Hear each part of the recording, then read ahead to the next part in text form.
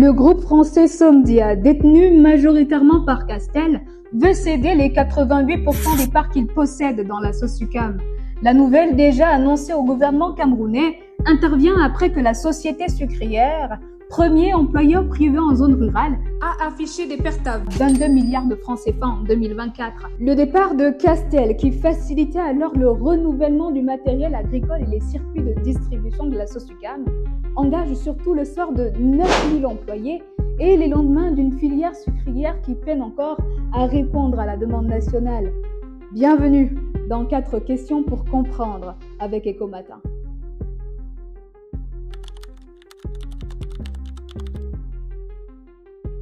Premier employeur du secteur privé en zone rurale, la Société sucrière du Cameroun, spécialisée dans la culture de la canne à sucre, la production et la distribution du sucre blanc et raffiné, fait vivre près de 9000 salariés et leurs familles, avec une capacité de production d'environ 130 000 tonnes de sucre par an.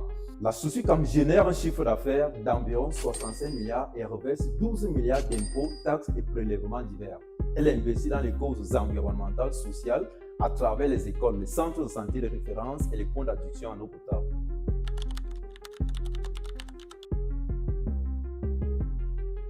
La Sosucam a été fondée en 1965 par le groupe français Somdia, qui a absorbé 33 ans plus tard la société publique Kamsuko, créée en 1975.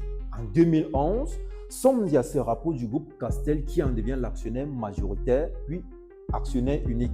Dès lors, Somdia contrôle 88% des parts de la Sosucam, le reste étant partagé entre l'État du Cameroun, les investisseurs privés et même les banques commerciales.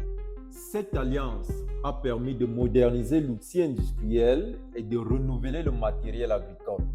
En plus, l'entreprise a pu s'appuyer sur la puissance logistique du groupe Castel en Afrique centrale, très implanté via les boissons du Cameroun, pour optimiser ses circuits de distribution et acheminer son sucre sur l'ensemble du territoire national.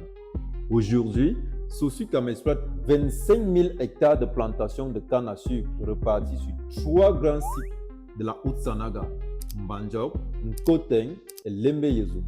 Preuve de cette dynamique, alors même que Castel s'apprête à céder ses actifs sucriers, l'entreprise vient d'inaugurer une nouvelle unité de production de sucre en morceaux en Mbandjok pour 2,5 milliards de francs CFA.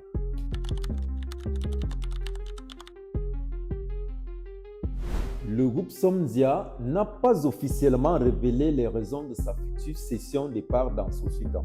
Cependant, des observateurs du secteur pensent que ce retrait pourrait tenir sur des raisons, à savoir les pertes répétées de l'entreprise et la stratégie de repositionnement du groupe Castel en Afrique.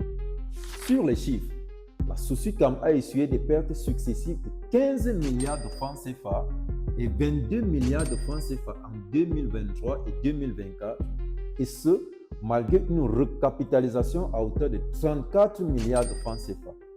Des pertes essentiellement dues au déficit de régulation du marché qui ont entraîné une chute de 25% des ventes aux ménages sur les 10 premiers mois de 2024, privant l'État de 3,1 milliards de francs CFA des recettes.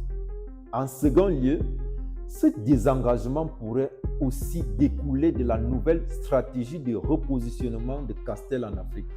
En mars 2025, Somdia a finalisé son retrait du secteur de la minoterie en Afrique.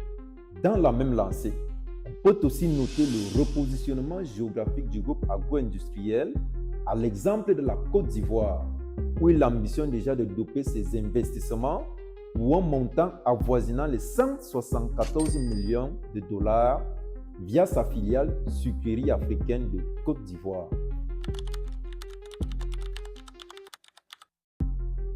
Le gouvernement camerounais, à travers son premier ministre, a pris acte de la décision de Somdia de se retirer du marché. Toutefois, Yaoundé a émis des réserves en insistant sur la nécessité de bâtir une transition organisée afin de préserver les emplois, les intérêts locaux et protéger le marché du sucre, un produit de grande consommation jugé sensible.